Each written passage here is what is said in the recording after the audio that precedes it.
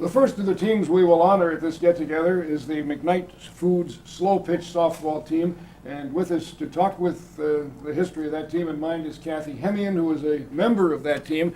Kathy, as you recall, was it 1972 that the team was formed, and how was it? Yes, it was 72, and it happened because we split teams at that time and lost our previous sponsor and actually picked up girls from several different teams that came into McKnight's Foods. Kathy, back in 1972, girls were not playing inter-high school and intercollegiate sports. There were no teams formed at the scholastic level. Where did you find your players? How did the players develop? For the most part, it was almost like they found us. They came to teams, and there were girls that were just looking for opportunities to play and looking for teams to play on at that point because there weren't no high school sports at that point. And you added players each year as you went along? Yes, we did. Get good ones from other teams? Oh, yes. What about the young ones coming up? Did they, as they seem to do now, get better each year as the new group came in? And they did, and we had some great veteran players that really took us under our wings, like Darlene Cartwright and Sam Turnbull, and with Jan Chase and Nancy Craig as our coaches. They really tried to institute systems, and then they brought in new players and younger players that learned those systems. Were you all instrumental as players in helping to coach and develop the youngsters coming up? As we went along, I was pretty young at that point, so I was one of the youngsters that came in. So you were going down to the schools then and helping the kids who were learning to play down there? Well, if we found younger kids that wanted to play, yes. And I guess you found some good ones because the sport continued to grow. Yes, it did. Were the rules different then? In slow pitch, it was pretty much the same, and over probably not until the last 10 years did it really switch some rules of like arc of the ball and different types of plays that you could do. You had some tournament experiences and regionals, and you traveled outside the area. How did the team do, and what was that like?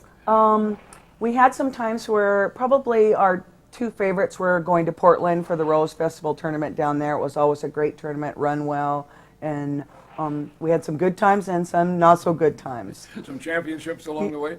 Yeah. And some all-star performances? Yeah, we had some great players, Nancy Jerkovich, Rose Johnson, young players that came in that really upheld their status as players on the team. And Kathy Hemian in the 73 regionals, 875 batting average, 7 home runs and 18 runs batted in. Those are pretty big numbers. And there has to be people on base for you to have that many RBIs. And yeah, that probably was my highlight for my Unforgettable experience in your life? unforgettable experience in my life. And yes. you still have contact with a lot of players on the team? Very much so. We used to play 35 and over, some of us played indoor soccer together, and at least still run into each other and try and keep in contact as much as we can. Kathy Hemian from McKnight Foods slow pitch softball team, thank you very much. Congratulations. Thank you, Bob. Next, we honor the first American Title 65s, a slow pitch team that in 1 year won 2 national championships. And representing the squad is Bob Young, who is a member of that team. Bob, first of all, 2 national titles in 1 year? Right. How did that happen? Well, there's about 10 different senior softball organizations, and so several of them have national championships. They put them on at different times. So your first one was the so-called Western Nationals. That was the start of it in Kent in August. Right. How did that go, and who came to that? Well, we won the Western National in Kent, and then that qualified to play the Eastern National champs in Phoenix, which we prevailed over the Michigan team, and it was 21-11. It was a pretty good win. Michigan team, I imagine they had some pretty good sized guys with some experience. They did. I remember we were down 5-0 in the first inning, and they hit 2 out against me. I do remember that very vividly, and then we settled down a little bit. But they started out pretty strong, and it was pretty exciting. But you went on to win a 2005 championship with a 66-19 record, beat Michigan. And then there was the other tournament, the other national championship, Right. the so-called Winter Worlds tournament in Las Vegas. They call it Winter Worlds, that's correct. It was in Las Vegas in November, and that was, without a doubt, the best tournament we played all year long. We won 7 tournaments during the year, and we were totally focused the whole weekend. It was just unbelievable. We went 6-0. Well, they say a lot of the game is pitching. Pitching was one of the strong points, wasn't it? You've got to throw strikes, and just really pitching in slow pitch is 1/10 of the individual concept there, because of the fact that you've got to throw strikes and you've got to try to mix them up a little bit, but realistically you've got to have a good defense behind you, and we have an outstanding outfield, probably one of the best in the country. And the hitters, Dick O'Brien, 739 in the tournament games down there, and Bill Meyer, 764. Right. I guess they were sort of your leaders at the plate. Yep, they were. They really were. And those turns, we probably have 5 or 6 individuals on that team that can lead the team during any tournament during the year. You know, so we've got a pretty good hitting team. In fact, the Worlds in Las Vegas, we averaged 17 runs per game for 6 games. You know, and so and we held our opponents in 4 of those games to 6 runs, which is really very good because of our strong defense. Please write a letter to Mike Hargrove, would you? What about the players? Obviously, good ball players, Right. but still playing baseball at age 65. Right. Where did you get players? How do you find them at that age? Well, what we do is we only have, there's 8 of them from Pierce County, and of the ones, the 8 from Pierce County, there's only myself, Jerry Thacker, who's been around a while, Bill Meyer, and Bill Zimmerman, just from Pierce County growing up. The rest of them, we have 2 of our players from Portland. We pick them up from around the Northwest, and we have them Everett, Seattle, and so forth, because of the fact that it's really hard at our age to get, because we like to play at the top level, and to get individuals that can compete at that level, you've really got to look around. And so, and we not only look for the top players, we look for players that are good people, and most of them are. Because at our age, we feel we're just fortunate to be out there playing at all.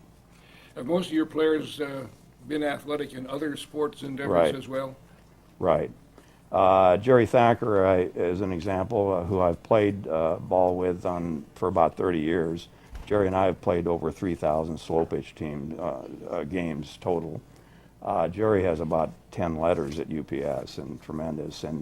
And we've got one of the guys, Bill Meyer, who won the batting title, is a competitive power weightlifter.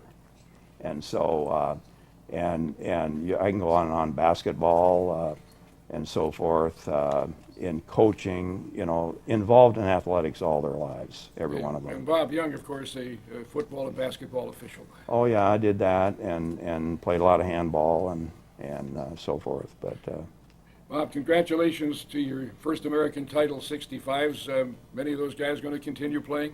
yes, we just got back from Canada yesterday, and there were only 4 teams in our division up there in Canada, and we won that tournament.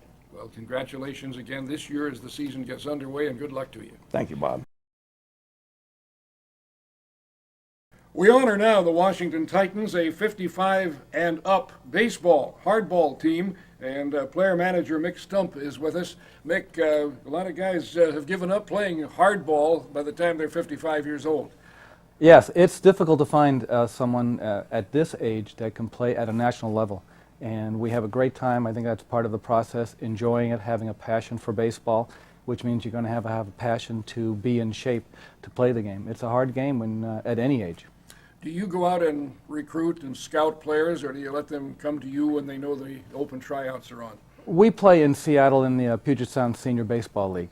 And there are over 70 teams with various age divisions. So throughout the year, we scout the other teams that we're playing with and against, and we look for players. But I believe it's really important to not only have good players, but to have players that mix in, to have good chemistry with the team.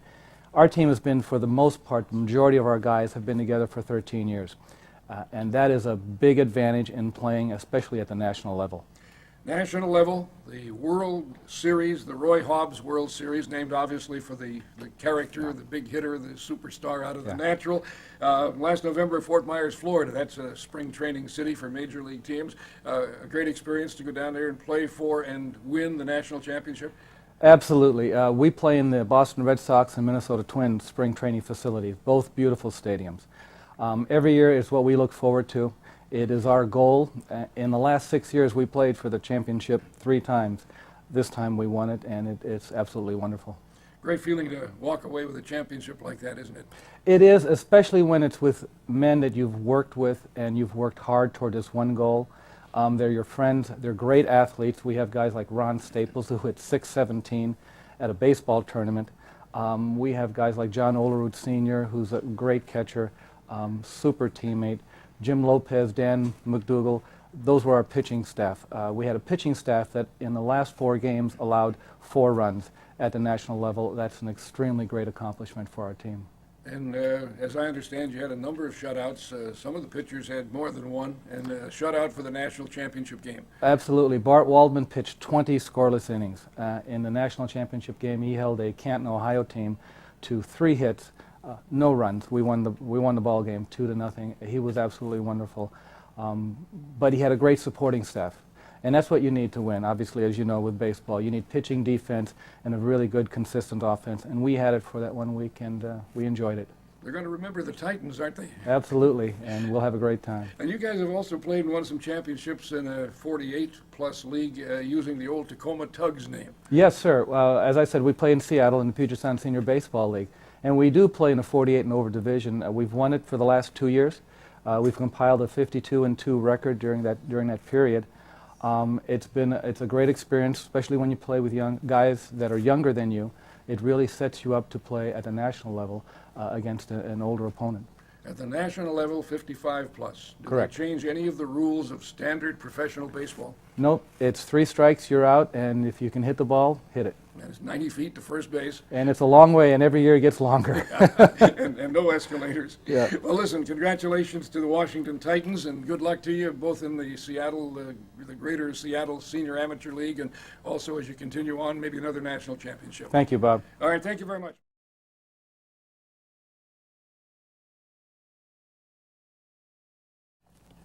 We pay honor now to a team that won the 1956 Amateur Baseball Championship of the United States back in Battle Creek, Michigan, the Stanleys Schumann from Tacoma. And they went on a great winning streak to finish up the season and get to that national championship game. Their manager, Doug MacArthur, who's been very prominent in sports and athletics of all kinds here in Tacoma and Pierce County for a lifetime. Doug, was that one of the top thrills of your athletic life? Without any question, Bob. How did you put that team together? Oh, a lot of us were in the service during the Korean conflict. And when we came back home, we just sort of said, let's all play together. We're from different teams and different groups. Everybody wanted to play together.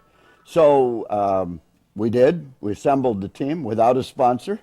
And we said, we're going at it. And Mal Stevens out at Western State Hospital, he said, we'll sponsor you on Sunday if you play in the Valley League.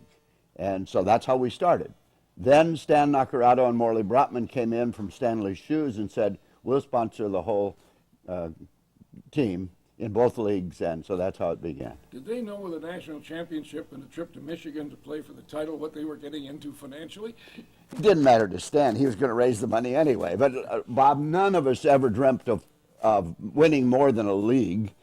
A state championship would have been beyond our wildest dreams, and winning the nationals really exceeded that. As I recall, you didn't win either of those. The city championship, was there a forfeit involved there somewhere? Yeah. What happened in that case? Well, we were the best team in the city, but we ended up with a forfeit through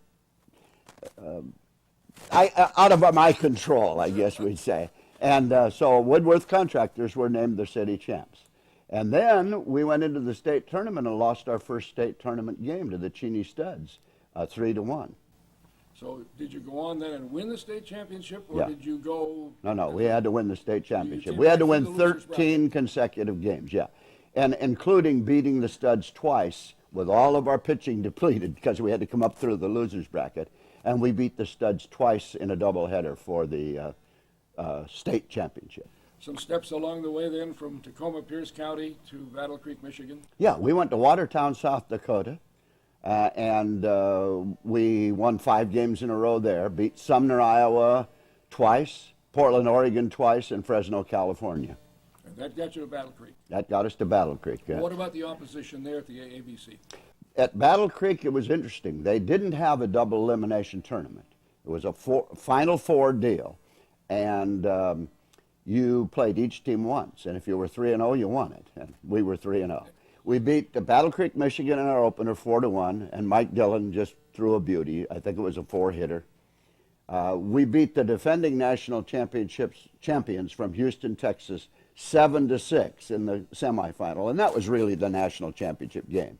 And then we went after East Chicago, Indiana, and we really had a breeze in the national title game. We won it 10-0.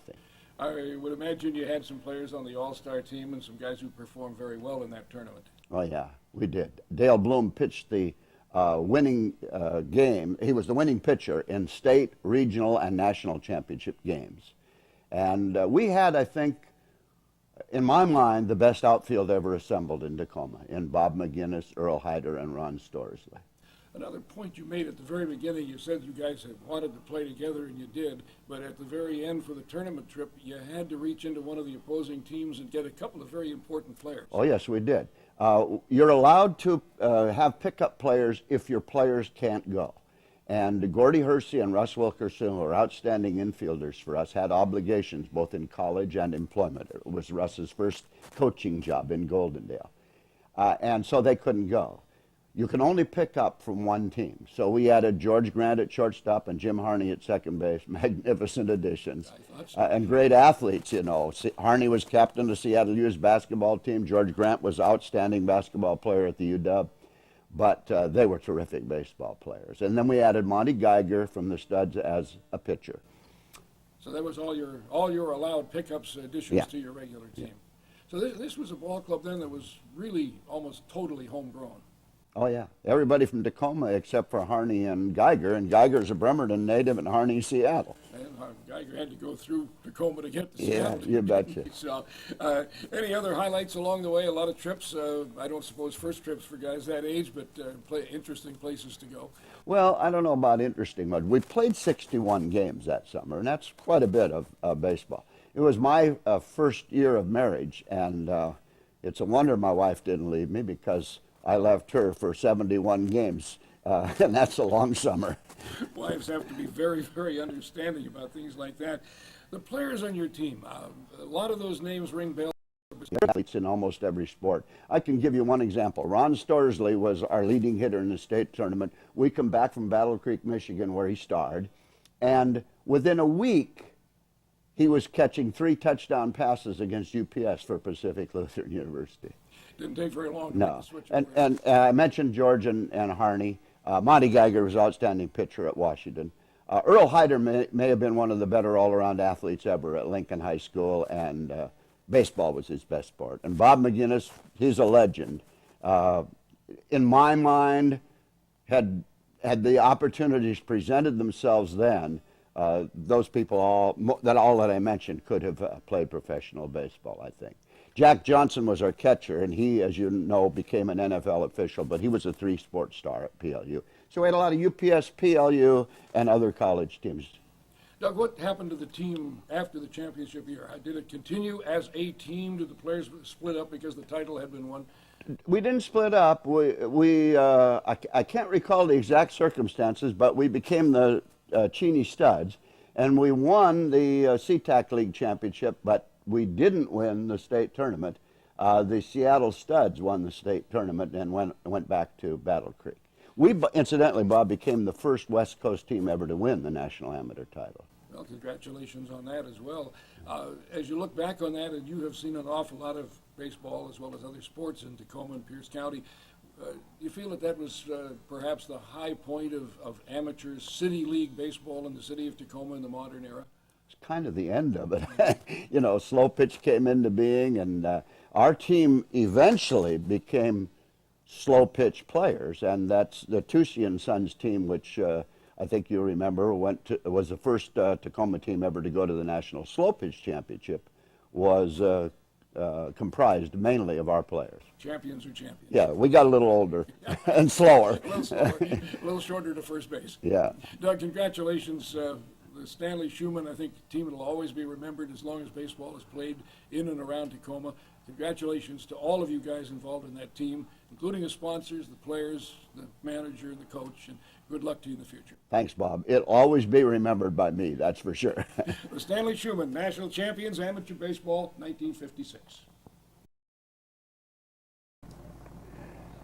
Noteworthy period of time in the history of baseball in Tacoma, and that was at the end of the 1971 baseball season when the franchise became open. Cheney Stadium was threatened with being vacated by professional baseball, and born was Baseball Tacoma Incorporated. The instigator of it all, and one of the guys who really pushed it, Stan Nacarado, who's still a part of baseball in this area and always will be. Stan, let's go back to 1971, or maybe a little bit before. Were things going badly for the old Tacoma teams in those days? Well, I guess not what they really wanted, because along came the middle of the night, and all of a sudden they opened the safe and left it that way and took everything they had without telling anybody and headed for Wichita. That was the Chicago Cub Farm Club. And there was no franchise in Tacoma. And so everybody got their heads together, and in 2 days working 16 hours, I, including myself, got 19 partners, 20 of us total. And we formed and wrote a check for $100,000, which we didn't cash for a long time. And some prominent people played a role with me. Jimmy Zarelli was our first president, and then when he passed away, I became pres, and Mike Tucci became vice pres, and I worked with some really great people, and that was a great thing, I think, for baseball in this city, because we not only made money, it was very, very successful for those 20 and a half years that we owned the ball club. We won some national championships that with 3 different awards coming to the Tacoma Club, something that had never been done in the history of the minor leagues. Still stands. Stan, you make it sound like it was a breeze after you took over, but I know there were some dark and difficult days. There were some long hours of hard work put in by a lot of good people who had baseball at heart and the city of Tacoma at heart. Was there ever a low point in there in the early days when maybe the group sat down together and said, what have we done? No, never did. Never had. No, not at all. I, of course, never being a general manager, had to get schooled, and I talked to Bobby Maddock, who was my second professional manager in baseball at the pro level. And Bobby said if I were sitting in your shoes and where you are, I would go to the Minnesota Twins because they're a family-owned ball club. And George Brophy was the greatest instructor I could have, and then the people that owned the ball club, it was the best move we ever could have made. That was a great tout from Bobby. Good marriage for Tacoma and baseball. Without a question. Then as you moved on, and of course it happens in baseball, there are a lot of permutations of organizations moving and going to other organizations. You had a number of teams, you were Yankees, and then you hooked up with the Cleveland Indians, and you couldn't use Indians because that was in the league already, and Right. What happened? Well, we went through that for a couple of years, and of course then all of a sudden a guy named, I think you'll probably remember him, he played for the New York Yankees, and Billy Martin. And Billy, he had been here, and then he went, he thought it was kind of a neat league that could be formed around Tacoma being in it. And all of a sudden he's down managing at Minnesota, at Oakland. And we moved from Minnesota to the Yankees, and then he was there, and then to Oakland, and it was a neat happening for us. And we had a 13-year relationship there, and that I'll never forget. Billy, as I recall, became enamored of the area, liked to fish, liked to get out in the water and have a good time when he was here. Well, every time he was up, we fished almost every day, and he was, in fact, I took his passing as hard as I did my own father. His wife called me in the afternoon on Christmas Day, and he had been in a truck, flipped his truck and broke his neck, and that was one of the worst days of my living life. Getting back to the good days, though, baseball continued to thrive in Tacoma. The Oakland thing was a good tie-up for a long, long time. I know when I became involved with it on the radio, it was Oakland, and it remained that almost until the time I left. And we had some pretty good days and turned some pretty good players into the American League.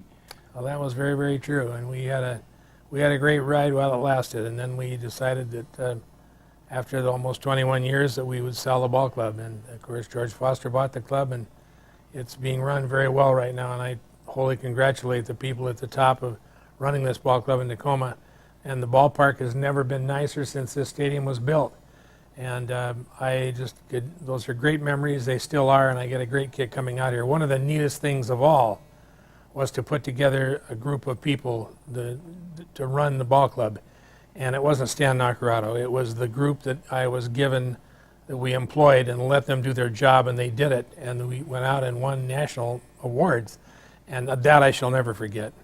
Some very good people to work with and some great memories, I imagine, along the way. And without a question of a doubt. You're still a baseball man at heart, aren't you? I am.